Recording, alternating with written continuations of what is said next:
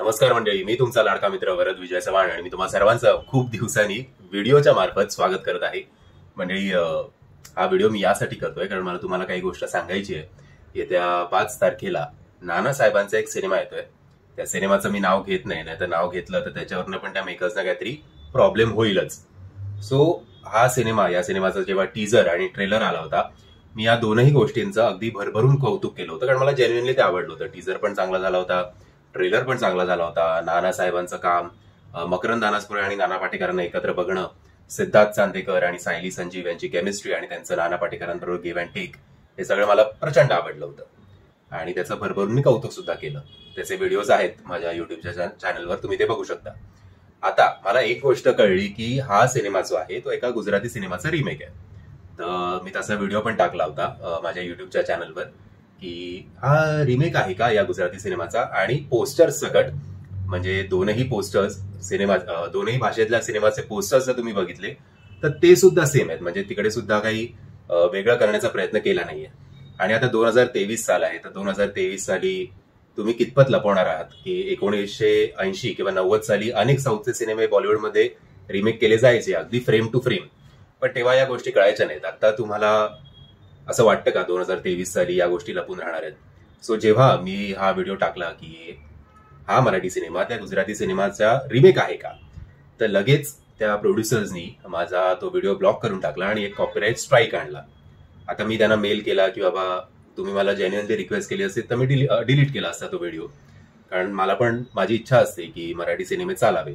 आणि माझं छोटूचं युट्यूबचं चॅनल असलं तरी मी मराठी सिनेमांना अक्षरशः फुकटच प्रमोट करतो की बाबा ऍटलीस्ट 2 जणांना तरी कळू देत. तसं पण मराठी सिनेमा कधी येतो कधी जातोय कोणाला कळतच नाही. तर माझ्या चॅनलच्या माध्यमातून ऍटलीस्ट 2 जणांना कळलं तरी खूप झालं. आणि त्यातून ना मला काय त्यांच्या प्रोड्युसर्सकडनं काही पैसे मिळतात, ना युट्यूबकडनं पण अशी काही फारशी कमाई होत नाही, तुम्ही बघू शकता. सो तरी मी प्रयत्न करतो असा. तर त्या मेलला काही त्यांनी रिप्लाय केला नाही, माझा तो कॉपीराईट सुद्धा त्यांनी टेक डाऊन केला नाही. तर मला आश्चर्य याच गोष्टीचं वाटतं की जेव्हा हा फक्त या लोकांचा अनुभव नाही आहे, याच्या आधी सुद्धा काही डिरेक्टर आणि प्रोड्युसर्सचा मला अनुभव आलाय की जेव्हा त्यांच्या सिनेमाचं मी कौतुक करतो तेव्हा कोणीही ढुंकून सुद्धा कॉल करत नाही.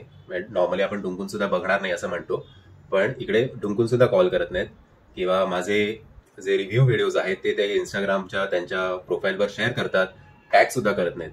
बट एक गोष्ट काहीतरी आपण चुकीची बोललो किंवा त्यांच्या मनाविरुद्ध बोललो, चुकीची बोलण्यापेक्षा, तर लगेच कॉल करून अरे जरा डिलीट करशील का तो व्हिडिओ.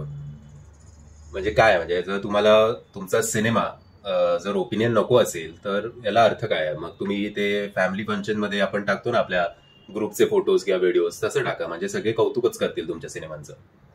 बट ओव्हरऑल मला हा जो काही खोटेपणा या सिनेमाच्या निर्मात्यांचा वाटला की लोकांना कळू नये की बाबा हा रिमेक आहे. जसं काही लोकांना कळलं तर लोक तो गुजराती सिनेमा बघणारच आहेत ओटीटीवर जाऊन. जसं महाराष्ट्रातले किती लोक बुलेट ट्रेनचा वापर करून गुजरातला जाणार आहेत माहिती नाही, वायसेवर्सच असेल. तसंच मराठी लोक किती, त्यांना जरी कळलं असतं की हा रिमेक आहे तरी किती लोकांनी तो सिनेमा बघितला असता आणि त्याचा परिणाम यांच्या बॉक्स ऑफिसवर झाला असता देव जाणे.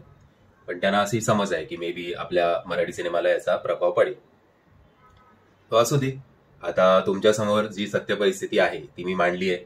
बरं, तुम्ही बघू शकताय, तुम्ही रिसर्च करा रिमेक कुठला आहे तो. 2019 साली ती गुजराती मूवी आली होती आणि अक्षरशः पोस्टर्समध्ये काहीही फरक नाही आहे. कॉस्ट्युम पण तेच, प्रत्येकाचे रिॲक्शन पण तेच, आणि या गोष्टी किती लपून राहणार आहेत माहिती नाही. बरं, त्या कॉपीराईटला त्यांनी नाव काय दिलं की कस्टम थंबनेल. आता ओव्हरऑल मी त्यांचा काही ट्रेलर मधलं किंवा कुठल्या सिनेमातला कुठलाही भाग किंवा त्यांचं म्युझिक वापरलं नव्हतं. गुगलवर त्यांचे जे काही थंबनेल्स अवेलेबल आहेत ते वापरले होते, युट्यूबवरनं पण नाही. पण त्यांनी एक रडीचा डाव खेळलाय की बाबा असं असं आहे. So all the best. आता मला तरी 5 तारखेला जे काही 4-5 मराठी सिनेमे येत आहेत त्या मराठी सिनेमांपैकी या मराठी सिनेमासाठी मी खरंच खूप उत्सुक होतो. पण आता मी तरी माझ्या बॉयकॉट या सिनेमाला केलेला आहे.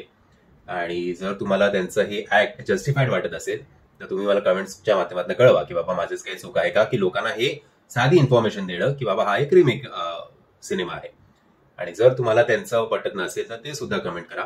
आणि मी आशा करतो की तुम्हाला हा व्हिडिओ आवडला असेल. जर तुम्हाला हा व्हिडिओ आवडला असेल तर प्लीज या व्हिडिओला लाईक, शेअर आणि चॅनलला सबस्क्राईब करायला विसरू नका. जय हिंद, जय महाराष्ट्र.